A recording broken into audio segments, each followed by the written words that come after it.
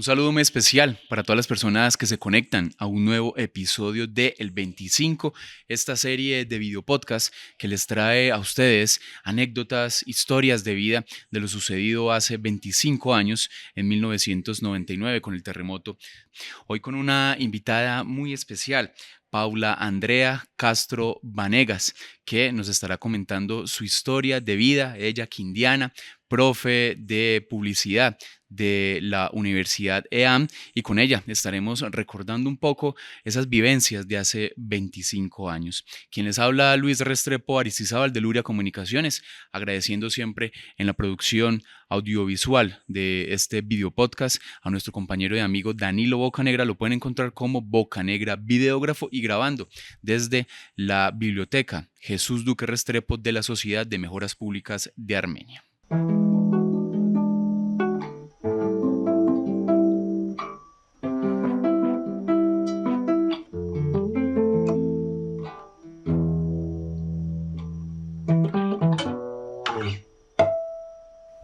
Nos encontramos con Paula Andrea, nuestra invitada, aquí en este episodio de El 25. Paula Andrea, muchas gracias por aceptar la invitación.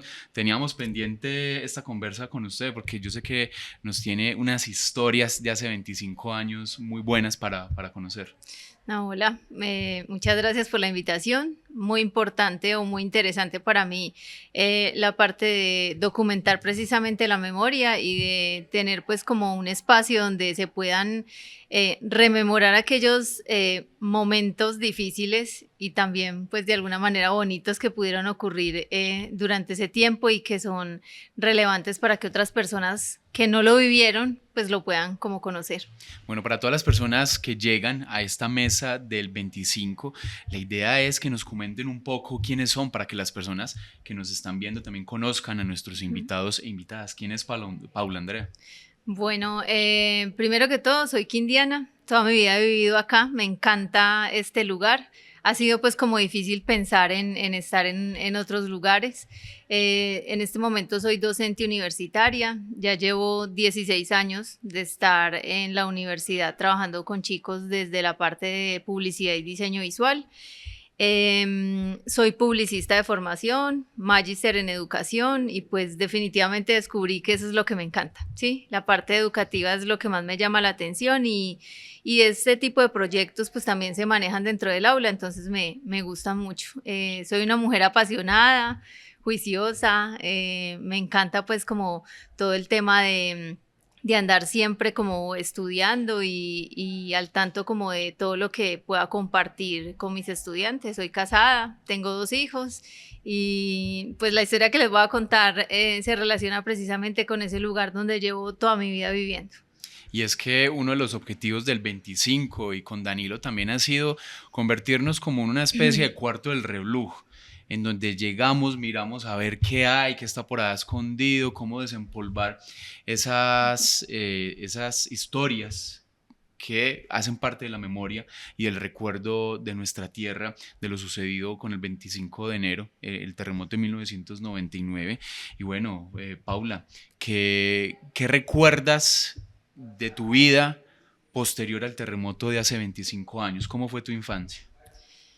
No, pues digamos que todo el tiempo yo he vivido en una casa muy grande, una casa de las que antes se construían en Armenia, una casa ¿En qué familiar barrio? en el barrio San José, con un patio muy grande. Mi abuela lavaba ropa ajena y planchaba ropa, entonces pues era como eso con lo que levantó su hija, mi mamá. Y pues ese patio es como parte de lo que más recuerdo. Siempre he vivido con mi abuela, mi mamá, con mi papá viví hasta los 10 años, pero pues nunca hemos sido distantes, sino que siempre hemos mantenido pues como esa relación y pues fue una infancia muy bonita, de amigos, de la calle, de salir a jugar en las tardes, de sacar los juguetes en las navidades, pues era todo como muy típico y muy coloquial. Ahora, por ejemplo, la calle donde yo vivo es una calle muy transitada, entonces pues no es igual porque ya los niños no salen a jugar, ya la población, digamos, de la zona es mucho más longeva y no hay niños, pues como en mi momento que me tocó que podíamos patinar, jugar y pues estar ¿Qué todo el tiempo recuerdos allí. tienes de esa ciudad antes de 1999, Muy de la ciudad de Armenia? tranquila. El clima sobre todo me ha parecido que ha cambiado impresionante porque aquí no hacía tanto calor. O sea, acá era más bien todo el tiempo frío. El baño de mi casa siempre estuvo la mayoría del tiempo antes del terremoto en el patio, pues la ducha. Entonces uno siempre tenía que levantar muy temprano y salir al patio, entonces hacía mucho frío. Y pues lo que más recuerdo es como ese cambio, era muy tranquila, era diferente, eran como espacios donde uno podía como compartir, no tan ruidosa o con tanto tráfico, es como lo que más recuerdo, mucho verde, porque nosotros visitábamos mucho el Parque del Bosque, porque era el lugar donde íbamos a jugar con la vecina que nos llevaba pues a todos los amiguitos a jugar al bosque. Imagínese que a mí el día anterior al terremoto, 24 de enero, me llevaron al parque, al bosque a ver Ujú. corridas de toros. Sí, ese también era un plan. Por ejemplo, yo recuerdo que a veces cuando habían corridas de toros, nosotros íbamos y como en la parte más alta, íbamos con los amiguitos y había como un árbol, era como de, creo que era como de guayaba y uno se podía pues como mecer en el árbol y uno veía, se iba era simplemente como a mirar el show, no eran los toros, sino la gente, ¿cierto? Ver como las pintas de la gente que entraba y uno pues se la pasaba ya todo el tiempo en ese momento, pues como en ese transcurso de ese evento. Sí, una actividad taurina que ya desde hace unos años dejó de realizarse Ujú. en la ciudad de Armenia y que recordemos, hace poco también el Congreso de Colombia generó la ley para prohibir las corridas de Ujú. toros en nuestro país. Paula Andrea, sí, definitivamente una ciudad muy, muy distinta a la de Sí, hace claro. 25 años, lo que tú dices, esa ciudad más tranquila, era muy evidente menos ruido, la contaminación auditiva que desafortunadamente vemos ahora. Bueno, ya entrado el año 1999, casi a puertas del cambio de siglo, cambio de milenio, año 2000. ¿Qué recuerdos tienes de ese año para irnos entrando a lo que fue el terremoto?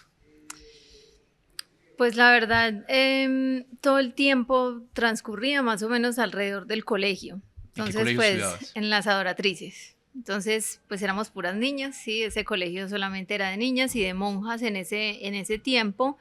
Pues no, casi toda digamos que la rutina giraba en torno a ir al colegio, hacer los trabajos del colegio. Era un colegio con un nivel académico muy alto, entonces pues la exigencia siempre era muy grande, entonces era como el tiempo de lo que se pasaba de pronto los fines de semana uno con su familia, salía a comer algo o a comer un helado, pero no era pues así, era como una rutina Y más ese bien año del constante. terremoto, ¿en qué grado estabas? Ese año del terremoto nosotros estábamos en décimo, sí, estábamos en décimo, pero todavía no habíamos entrado a estudiar, menos mal, sí. Éramos unos días después. Sí, Ujú. éramos unos días después porque diría yo que si hubiese sido que estuviéramos en los colegios hubiera sido mucho peor, sí. Bueno, 25 de enero de 1999, 1:19 de la tarde. ¿Dónde te encontrabas? En mi casa.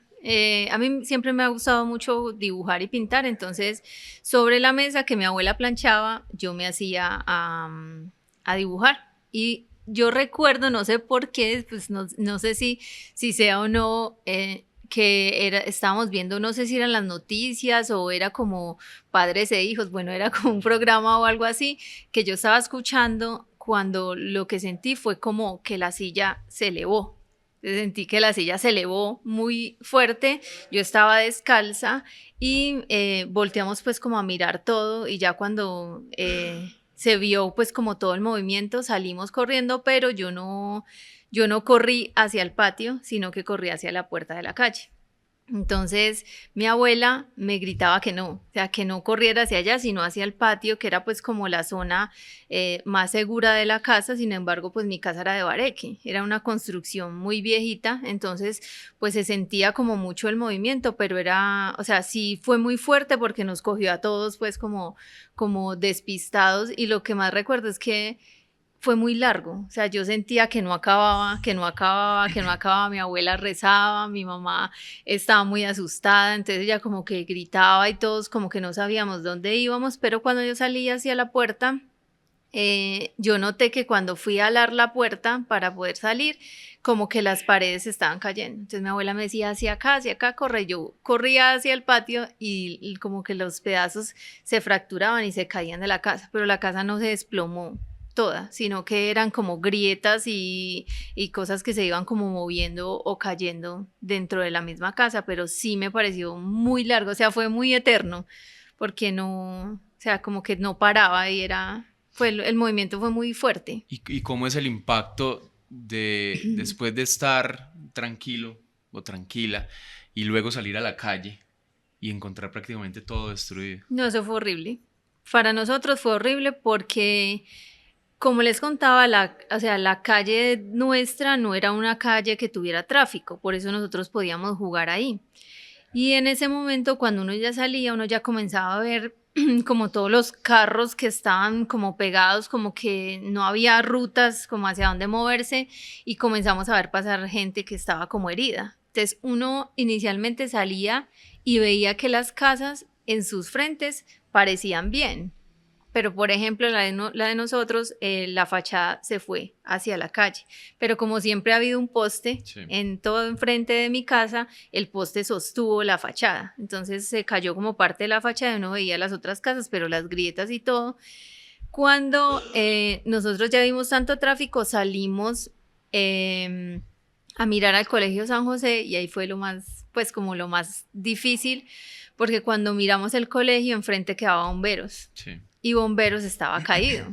Entonces, pues yo digo que es como una desesperanza, porque pues lo primero que uno piensa es, no, pues busquemos a los bomberos, la policía, o bueno, qué es lo que está pasando, porque en medio de ese caos uno no sabía qué estaba pasando, o sea, uno quedaba como, y entonces ahora qué va a pasar. Y en el segundo movimiento, pues fue más tenaz porque ellos estaban allí intentando y la gente estaba intentando sacarlos, pero pues no se podía. Todas las personas que han pasado por el 25 han comentado su experiencia vivida. Muchos de ellos incluso fueron rescatistas en su momento, porque pues la edad que tenían Claro. ya les permitía entrar como a la acción, ¿cierto? Lo digo porque pues a mí no me pasó, yo iba a cumplir 11 años, todavía estaba muy chiquito como para estar en algo más activo como para atender ayudar. la magnitud de la tragedia. Y hemos escuchado historias muy conmovedoras, historias que tal vez en otros espacios no se han escuchado. Es uno también de los objetivos del 25. Cuéntanos un poco cómo fue entonces ese proceso de vivir el terremoto y de luego todo lo que sucedió con la casa de ustedes y en qué se convirtió. Bueno, pues como la casa quedó con la fachada hacia afuera, ¿cierto? Hacia la calle, pues la idea en ese momento, bueno, y el techo nuestro era de teja de barro, entonces pues muy pesado todo. O sea, la casa era muy tradicional de esa Sí, arquitectura sí, porque la propia del casa Quindío. tenía como, era como un, ¿cómo lo digo? Todas las alcobas estaban solamente en un lateral y el resto era pues como un pasadizo por donde uno entraba a la casa, la puerta, todo, ya la sala, la cocina, el baño y el patio pues que era inmenso, que tenía un tanque grandísimo y alto porque tenía dos lavaderos, pues porque como mi abuela lavaba, con la abuela de ella también lavaban, entonces lavaban ambas aquí a este lado, una a cada lado, entonces pues era algo muy tradicional.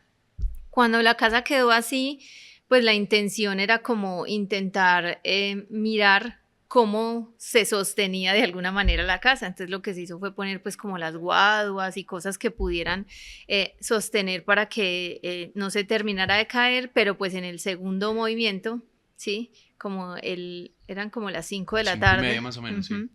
Que yo recuerdo en ese momento el vecino incluso estaba subido en el techo de la casa de él, que nosotros decíamos no se va a caer, pues eso fue otra cosa. Lo que intentábamos era pues como de alguna manera mantener la casa en pie para poder ingresar, ¿Y para que la cuántas puerta no personas se vivían en ese momento trabara. en la casa? En ese momento estábamos solamente mi mamá, mi abuela y yo.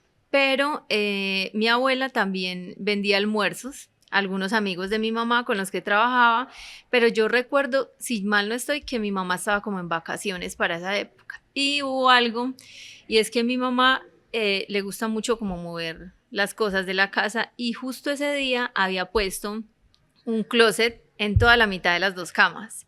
El closet fue el que recibió el techo, porque ellos estaban acostados ahí mientras yo estaba pintando, ellos estaban ahí descansando y hablando, pero el closet recibió como el peso del techo y eso impidió pues que el techo se cayera sobre las camas en ese momento. Entonces la casa pues quedó como toda esa parte de adelante quedó pues toda desestructurada, las paredes pues como rotas, hasta que llegamos a la cocina y la cocina y el baño sí quedaron en pie. Pero porque parte de esa cocina y el baño pues estaban construidos ya en material. Sí. Entonces nos quedó la ducha, el baño y la cocina. Y luego pues ya vienen a hacer toda la parte de la revisión de la casa, entonces que no, que la casa pues era muy antigua, que había que demoler, que para mí ese fue ¿Quién hace tema esa más revisión? traumático. Les dicen a ustedes no, pues desafortunadamente hay que tumbar todo para volver a construir. Pues yo recuerdo que era como de la parte gubernamental, yo lo único que recuerdo en ese momento era como el FOREC, ¿cierto? Entonces ellos llevaban como unas planillas, iban personas, revisaban, supongo que eran como arquitectos o bueno, ingenieros las personas que estaban como al tanto. Afortunadamente pues mi abuela tenía dos sobrinos, dos ingenieros, entonces pues ellos también estuvieron ahí como al tanto de bueno, ¿y qué está pasando? Pero ellos cuando fueron, hicieron la revisión, entonces mencionaron que la casa pues no se podía dejar de pie ninguna de las partes, ni siquiera la que había quedado, porque pues el terreno no era, según lo entendía, como muy estable, porque mi casa estaba sobre como unos, no sé cómo se llamará eso, eran como unos soportes de madera muy gruesos y uno, incluso el barrio de nosotros a veces se inundaba, cuando llovía mucho se inundaba. Una vez que se inundó mucho, nos tocó levantar las tablas del piso para que el agua se fuera debajo del piso.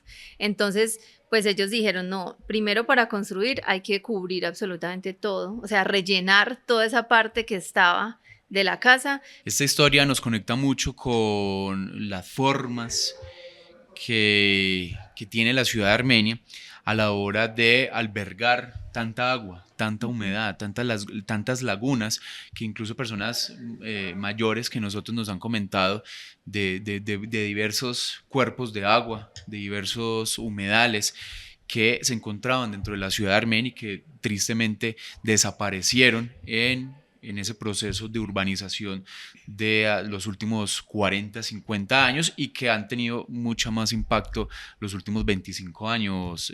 Paula, nos comentabas cuando por el sector donde vivías se inundaba y esos relatos incluso de la abuela, que yo creo que pudo incluso evidenciar la cantidad de agua que había en ese lugar hace ya tantas décadas. Sí, mi abuela contaba que en el barrio donde nosotros vivíamos, justo a la vuelta de la casa, yo vivo en la 24 con 18, ella decía que ella recordaba que eso por ahí había sido una laguna.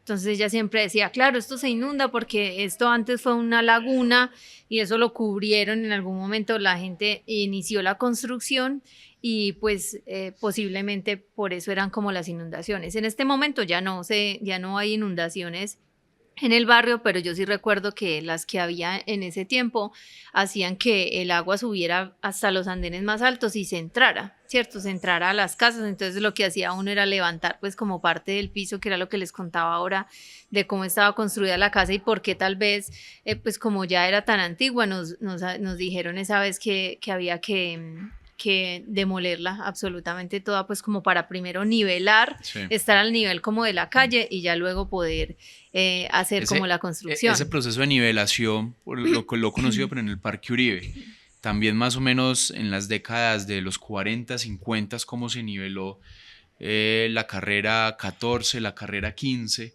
para conectar lo que iba a ser posteriormente el Parque Cafetero, el Polideportivo Cafetero, que hubo una época que no existían acá en la ciudad de Armenia porque eran un hueco que incluso era donde llegaba el ganado cuando lo sacaban de la estación del tren. Incluso yo he visto por la 21 hay todavía casas donde uno ve que la casa es muy alta, pero tiene una puertica como en la parte principal Sí. Y se ve hacia abajo, como que hay los bajos de las casas donde hay, o sea, habita gente, pero se siente mucho la humedad, ¿no? Que es como lo principal de esos lugares donde está como tan oscuro.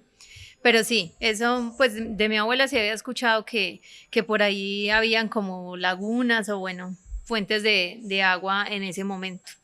Entonces, a partir de eso, pues nos dicen que hay que demoler la casa, que hay que reconstruir todo para poder nivelar, que fue lo más duro, pues porque la casa era una casa familiar, la casa, los abuelos habían vivido en esa casa, entonces como habían vivido con mi abuela, pues ellos murieron y dejaron la casa a mi abuela, a la abuela y a la tía. Pero la tía siempre se casó. O sea que podemos estar hablando prácticamente de una casa de casi 100 años. Uy, sí, la casa o sea, ha venido de generación en generación, incluso es el tesoro nuestro porque mi mamá es de las que dice, cuando yo me muera ustedes no pueden vender esta casa, o sea, no vendan la casa porque pues la casa es un tesoro, el jardín de mi casa es grandísimo, ¿sí? El patio, las casas que hay allí pues todas colindan y son vecinos que nos conocemos desde hace años, ¿sí? Sus hijos también pues han quedado como en esas casas y pues ha sido como el proceso del todo, entonces ellos dicen, listo, hay que tumbar la casa, nivelar y nosotros mañana mandamos una máquina para la demolición.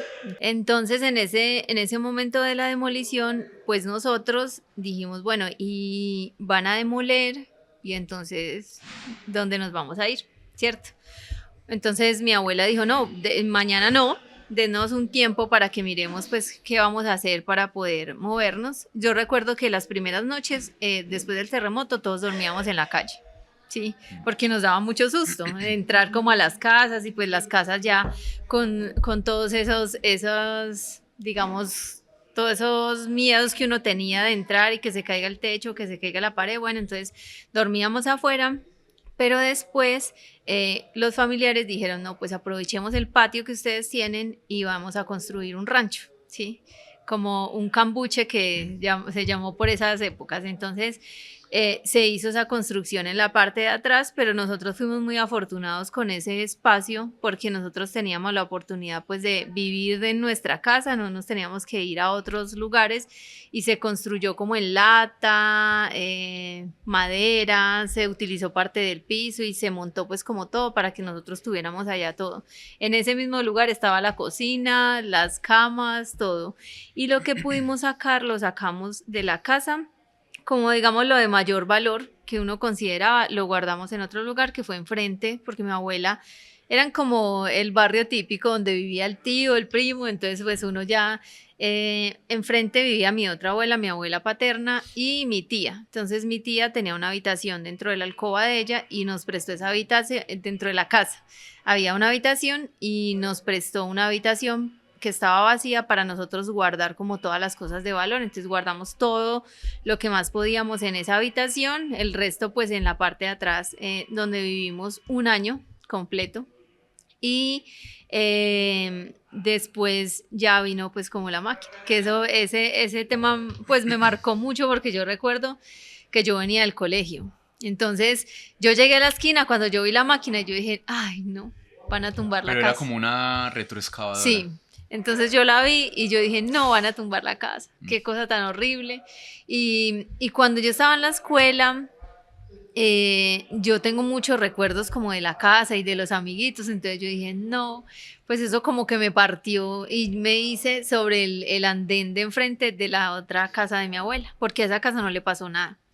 Entonces yo me quedé ahí parada y yo veía que la máquina, o sea, mandaba pues como el brazo y todo se caía y no, yo no fui capaz.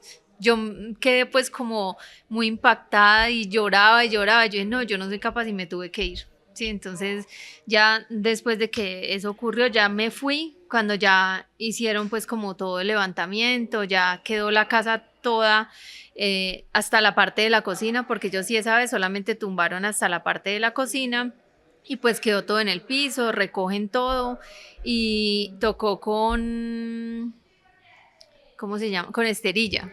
Sí, con esterilla tocó cubrir toda la parte de la fachada, la puerta vieja que estaba en el patio se puso ahí con candados y cosas. Todos los días mi abuela cerraba y abría la puerta, pero nosotros teníamos que pasar por donde todo estaba derrumbado, teníamos que pasar como por un puentecito de tabla para poder ya llegar al patio allá. Pero o sea, esa parte de la demolición fue muy tenaz. Sí, fue algo que seguramente impactó a muchas Sí, personas claro. en Armenia, ver cómo reestructuraban sus viviendas, sus hogares. Claro, porque uno siente que es lo único que tiene. Entonces usted Es el dice, arraigo a la tierra claro, también. lo único que tengo es mi casa y la tumbaron y entonces ahora ¿dónde voy a vivir? Y pues uno tan pequeño dice, pues ¿y ahora yo qué? Pero pues uno no tiene ahí como la capacidad de resolver o de generar como algo frente a eso, pero no, pues en ese caso fuimos muy afortunados porque pues hubo un subsidio que yo recuerdo, eran como 8 millones que daban para la reconstrucción. Como le contaba, mi abuela tuvo dos sobrinos ingenieros que nos ayudaron en la construcción de la casa, entonces pues ellos no nos cobraron todo lo que fueron los planos y todo lo que se montó y la casa nos la entregaron un año después en obra negra y se construyó exactamente con el subsidio porque nosotros Sí. no teníamos más. Mi mamá trabajaba, pues mi abuela con lo que trabajaba ayudaba a mantener la casa, pero no era pues como suficiente para uno decir, venga que yo voy a construir una casa. Entonces con eso, y me parece que mi prima le prestó alrededor a mi mamá como de 1,5 millones, 2, como para terminar las cosas, como poner el baño, la ducha y cosas como esas, pero al año ya teníamos la Pero me imagino casita. que ya la casa nueva, muy No, distinta claro, era muy diferente. en su forma arquitectónica, como a los recuerdos vividos en esa casa Claro. vieja. Sí, porque la casa era en ladrillo a la vista, quedó pues el piso, no se pudo poner baldosa ni nada, sino que era, no sé cómo se llama ese material, que el piso queda como rojo. Entonces, la casa quedó toda así, la cocina quedó junto a la sala, era una cocina abierta, pues algo como ya muy moderno en contraste. La cocina de mi abuela era una cocina grandísima, o sea, tenía un comedor dentro de la cocina y pues ahora todo era más reducido, pero sin embargo, pues era un cambio positivo pues, de estar viviendo tanto tiempo en un lugar pues donde hacía mucho calor, como el Cambucho, mucho frío. Ese concepto del cual nos habla Paula, los espacios reducidos, sucedió mucho y sigue sucediendo después de 25 años en esa planificación, tal vez no muy coherente con las características de esta Ujú. tierra, Paula.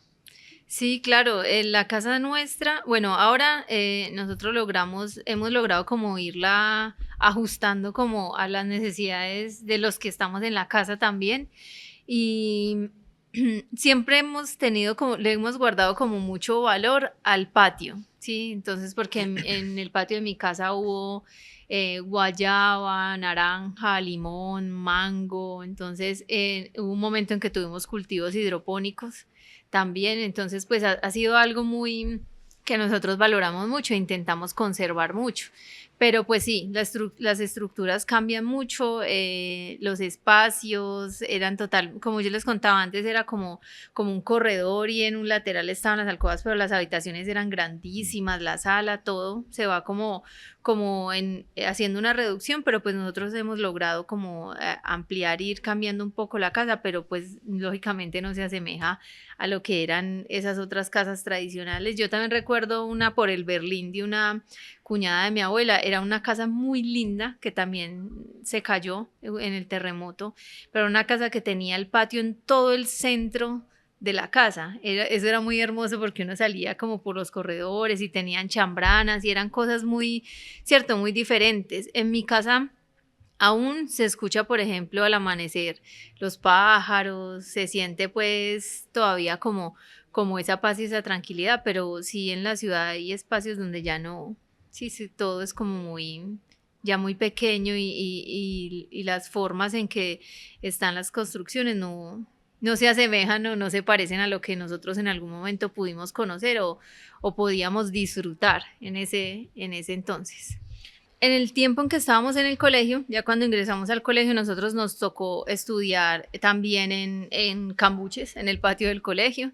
Lo que más anhelábamos nosotros cuando llegáramos a 11 era específicamente poder estar en el teatro del colegio, pero no pudimos porque el teatro soportó como la estructura superior del colegio, entonces nosotros no podíamos entrar. Entonces, bueno, pero yo recuerdo que teníamos una profesora, la profesora de sociales, se llamaba Mariela Morales, era una profesora súper exigente, pero que nos enseñaba muchísimo. Entonces ella un día dijo, yo necesito que ustedes documenten el barrios de ustedes. Y entonces ya nos ponían a tomar fotografías, yo todavía tengo algunas de esas fotografías y a numerarlas, entonces uno numeraba la foto y escribía como la historia de qué calle era, qué había pasado ahí antes, qué se encontraba. Yo tengo una foto de bomberos, pero pues ya cuando estaba limpio el terreno como para hacerlo. Tengo fotos de la cuadra, de la abuela en el patio, ¿cierto? Como cosas como esas que me parecieron muy interesantes y que fueron precisamente las que me llevaron como a rememorar ese ejercicio ahora en la universidad. Yo tengo un espacio que se llama Cultura y Sociedad del Consumo y en ese espacio hay una parte donde hablamos específicamente de la memoria y la oralidad. Y hemos hecho diferentes ejercicios este semestre después de que hablé con Danilo, entonces yo dije, no, qué bacano que pudiéramos hacer precisamente esa memoria de las personas en el tiempo del terremoto, porque los chicos de ahora no tienen absolutamente nada de esa memoria, pues muchos no habían nacido, entonces están todavía como muy nulos en eso. Y busqué algunos videos, hice pues como una parte de sensibilización para que ellos entendieran un poco cómo íbamos a hacer el ejercicio y ellos hicieron una instalación este semestre. La instalación quedó hermosa, pues fue como muy sensible porque ellos primero lo que hicieron fue documentar a través de un podcast las historias de personas que ellos conocían, tíos, primos, vecinos, que nos contaban un poco específicamente qué fue lo que vivieron en el terremoto. Entonces ellos decían, uy, profe, no, eso fue horrible, porque había historias donde la gente decía que se había prestado, como tú decías, para apoyar el rescate y no habían podido salvar niños o personas y entonces era como muy traumático vivir esa situación. Entonces ellos decían, profe, nosotros nunca pues llegamos como a entender esa parte tan fuerte de que la gente viniera a robarlos o de que la gente además estuviera como tan temerosa, que las calles fueran custodiadas pues como por las personas que generalmente en el barrio eran las personas que decían no, la gente mala del barrio y terminó siendo las personas que cuidaban específicamente cuando venían pues a hacer los saqueos y todo lo demás. Entonces encontraron mucha información que para ellos no era evidente ni era importante y eso me parece muy relevante porque si no guardamos datos de esa historia, las personas que apenas están llegando no, o sea, van a desconocer todo eso que para nosotros fue muy fuerte y que vivimos. Entonces es un ejercicio muy chévere, lo documentamos y entonces nos quedó en Spotify. Entonces ahí los documentamos, creo que son como 15 personas que trabajaron allí junto con los chicos que hicieron los audios y en la exposición lo que hicimos fue, en la instalación, lo que hicimos fue tomar un retrato de cada una de esas personas y en la parte de atrás pegamos unas fotografías que las personas tenían o que los chicos buscaron sobre lo que fue el terremoto. Entonces hay unas imágenes que uno dice, uy, yo me acuerdo este lugar, o mira esto cómo quedó. Entonces fue algo muy, muy chévere, sobre todo para las personas que lo vivieron. Entonces lo recortaban y los otros decían, uy, pero ¿eso qué es? Porque en la instalación pusieron unos cartón piedra, lo hicieron como si fueran una forma de casita. Por un lado está el retrato, por el otro están las fotografías y en la instalación pusieron escombros sobre las mesas.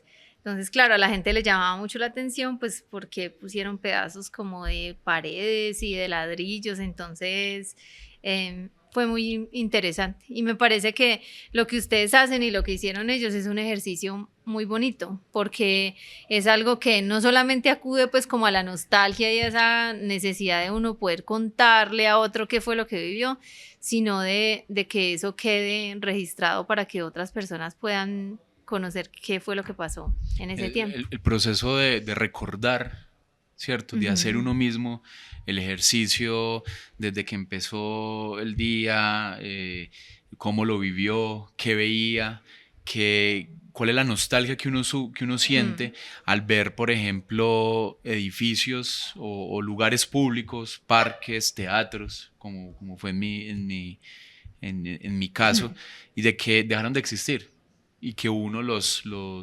apreciaba mucho. Claro, como lo que yo contaba del colegio, o sea, era un momento que todos anhelábamos estar en ese teatro y no poder estar, pues era como una frustración para nosotras. Tampoco Sí. nos pudimos graduar en el colegio, sino que nos tocó graduarnos en otro colegio, creo que fue el María Inmaculada, que nos prestó Sí. el, Que fue algo que nos pasó el espacio. a muchos colegios. Yo también ese año entraba al San Solano, que se partió por la mitad, y nos tocó estudiar 4 años en la tarde en el San Luis Rey. Sí, era, o Mientras sea, y construía era el claro, colegio y era nuevo. muy diferente, pues porque el ambiente y todo lo que uno esperaba era diferente. Nosotros también, por ejemplo, teníamos que ir al CAS, al laboratorio, porque ya no teníamos laboratorio en el colegio. Las canchas, pues solamente había un pedacito para poder ocupar, porque el resto estaba todo, pues donde quedaron los campuches, que eran los salones que uno tenía, pero fue de cierta manera, pues algo que teníamos que vivir y logramos hacer como el proceso de manera correcta, pero sí, cada vez que uno cuenta algo es como muy nostálgico Sí. de eso que pudimos vivir. Paula, yo quisiera preguntarle cómo ve la ciudad y el departamento del Quindío 25 años después, en su infraestructura, en todas las dinámicas sociales, culturales que ocurren acá en esta tierra. Pues como lo dijimos al inicio, la ciudad ha cambiado muchísimo, ¿cierto? Es, digamos, una ciudad que creo yo ha acogido más a otros después del terremoto, de otros lugares o de otros territorios, no porque sea malo, sino porque estamos viendo, por ejemplo, que las personas de Bogotá o de otras ciudades que están muy saturadas y ya llenas de mucho tráfico y mucha gente, vienen finalmente a vivir como sus últimos años acá. Entonces uno ve que la ciudad cada vez tiene más edificios, más espacios. No sé, es diferente, ya se siente una ciudad menos tranquila, menos segura, ¿sí? También es parte como de lo que uno evidencia en la ciudad. A pesar de que pues en el terremoto sí hubo toda esa parte de saqueo y esas cosas que creo que es como lo típico dentro de esos momentos, la ciudad hoy sí es más insegura que lo que en otros tiempos lográbamos como ver, sobre todo porque nosotros tenemos una cultura, una forma de ser como muy amables, somos como muy pasivos, somos como, cierto, como muy amigables y eso le cuesta mucho a la gente de edad que lleva tanto tiempo en la ciudad y es no poder como tener la seguridad de hablar con el otro porque no sabes si te va a robar, porque no sabes si es verdad lo que te está diciendo y nosotros siempre hemos sido como más abiertos, más dispuestos como a colaborar siempre, que también se notó mucho en el terremoto, ¿cierto? Estábamos todos unos acompañando a otros, entonces es un proceso difícil y me preocupa de la ciudad en la parte de la arquitectura y es los lugares donde se construyen. Si antes hablábamos, por ejemplo, de las lagunas, ahora nosotros vemos toda la parte de la cuenca hídrica del Quindío que cada vez se pierde más porque hay cada vez más construcciones. No sé de dónde vamos a tomar el agua para tantas construcciones y para tantas personas. Entonces, teniendo en cuenta también esa parte de la sismorresistencia y de las construcciones y todo lo demás que puede tener la ciudad, yo he escuchado mucho que muchos de esos terremotos y todo eso se pueden repetir, ¿cierto? Y nosotros yo creo que cada vez que corre un año uno dice, ay no, ¿será que va a volver a haber terremotos, ¿cierto? Uno queda como el temblor que tuvimos en enero. Eso, uno queda Sí. como con esa incertidumbre de si es cierto o bueno, todo eso va a ocurrir y va a volver a pasar. Y yo digo, ¿y si vuelve a ocurrir algo como esa? O sea, va a ser mucho más duro que lo que fue antes para nosotros volvernos a levantar. ¿Por qué? Pues porque imagínense esas construcciones tan altísimas, uno no sabe si eso realmente tiene como los niveles para poderse sostener o bueno, o el tipo de construcción, que eso ya es como más de otro tipo de profesionales, pero eso sí es preocupante porque la ciudad tiene ya demasiadas construcciones muy altas que uno no sabe si en una repetición se puedan quedar Sí, tan quietas como se ven. ese es un temor Sí, claro. que existe para quienes lo vivimos, quienes estamos haciendo el ejercicio de pedagógico relacionado también al plan de ordenamiento territorial de Armenia, como lo hemos venido hablando aquí en el 25. Vemos una ciudad mal planificada, una ciudad que ya ha perdido la historia como de esas casas tradicionales que nos comentaba Paula y muchas construcciones sobre el agua. Entonces, claro, nos hace una ciudad con un riesgo más evidente en caso de un movimiento Sí, sísmico. claro. Bueno, Paula, muchas gracias por aceptar la invitación del 25. Agradecidos con usted por contarnos esa historia, por hacernos imaginar y recrear cómo era esa antigua casa, sus características, de hacernos caer en la cuenta también de un humedal que se encontraba en este sector del barrio San José, cerca al colegio, cerca al Parque San José, porque no lo teníamos referenciado aún desde el 25, uno de los humedales que durante las últimas décadas ha perdido la ciudad de Armenia y gracias por comentarnos también esa experiencia que muchas veces también es un poco liberador también Sí, claro. recordar en el buen sentido de la palabra y compartirlo acá en el 25. Muchas gracias. No, muchas gracias a ustedes y los felicito por el ejercicio que están haciendo. Es algo muy interesante, como lo he venido contando, es algo necesario además y que me encantaría que los chicos y las personas que en otros momentos no lograron vivir o no tienen memoria sobre esto, pudieran escuchar esos relatos y esas memorias que son súper importantes para poder construir esa historia y para poder saber los lugares, los territorios y la gente con la que compartimos. Muchas gracias a ustedes por la invitación. Muchas gracias a Paula Andrea Castro Vanegas, nuestra invitada en este episodio de El 25.